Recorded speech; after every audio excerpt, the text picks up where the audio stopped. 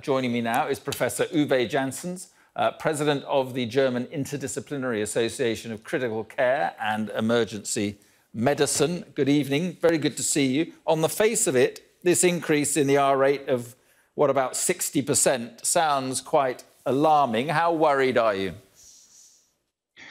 Yes, the figures sound alarming, that's correct. But on the other hand, this is a really local outbreak, and we know very well in Germany the case numbers are still very low, and these local outbreaks have a relatively strong influence on this number you just reported, the reproduction number.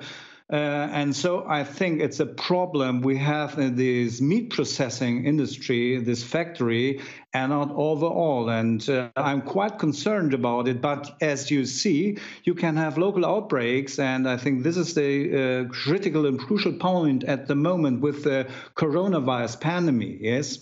Yes. And we'll talk about the meat factories in just a moment, because there's a similar outbreak here in this country, as we were saying. But the localized spikes that you're talking about, you're confident they can be controlled fairly easily without large lockdowns? Yes, the authorities in Germany in Gütersloh, they made some lockdowns. They closed the schools, they closed all contacts, and they isolated this massive number of employees. I thought they would made a further lockdown, but they didn't do it at the moment, and they all say that they have the control on it. I think the isolation of these people, these workers from this meat industry, this is the main measure to do at the moment. We don't have any other sign that there are other people in this area getting infected. But we will see in the next 7 days if there are probably other people infected, and we have to look very close on the situation, this local outbreak. Right, and tracking this quickly and getting on top of these localized events quickly, that is down to a track and trace and test and isolate system that is pretty well rehearsed in Germany. Yes, it is quite correct. We have from the beginning, we did a lot of testing. I think they did up so far a very good job. But now we have 3 events in Germany with the meat processing factory, and that points at this very crucial fact that there are some spots which may be at risk, at danger. And we have to look very closely at this industry in Germany. And at the moment, they are discussing it very, very eagerly in the government. I think it must be changed at this moment.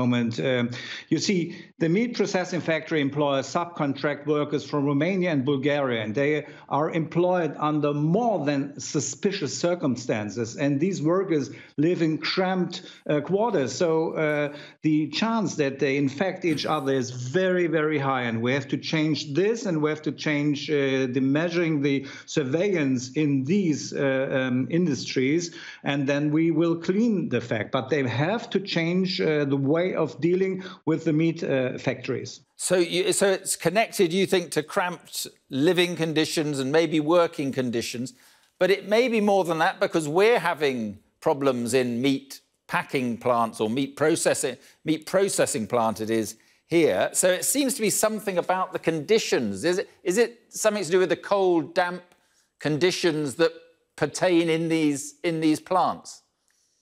Yes, you are quite correct. There seems to be some risk factors within these plants. And as far as I know at the moment, the hotspots in this factory, the Tönnies factory, were not overall. They were concentrated on some areas, and that maybe have something to do with the temperature and the working conditions and how close these workers come together. And I think the authorities in Germany, as well as in England, Great Britain, and somewhere over the world, they have to look very close at the working conditions and the risk to transmit the viruses. But I think the cramped quarters are very, very important. These people live very close together, and if there is a super spreader, you will have a very, very big risk that he infects a lot of people.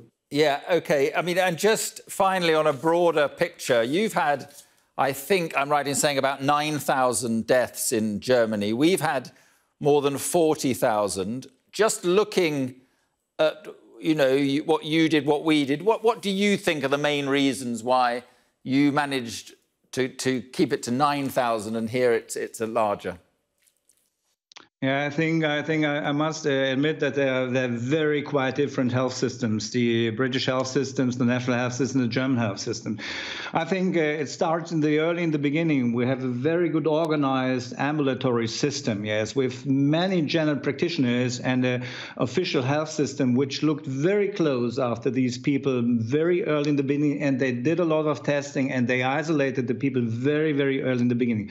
I think that the people in England, when I get some reports, they go very, very in the end of the disease. They come to the hospitals and they are very quite ill.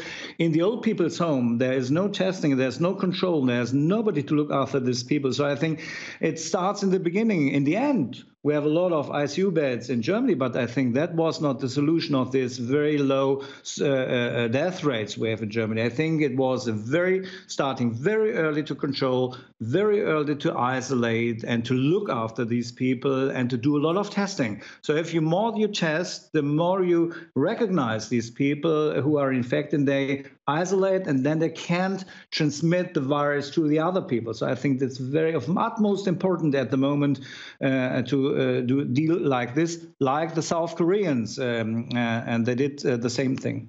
Yeah, okay. Professor Uwe Janssens, thank you very much for speaking to us. Thank you. I thank you very much.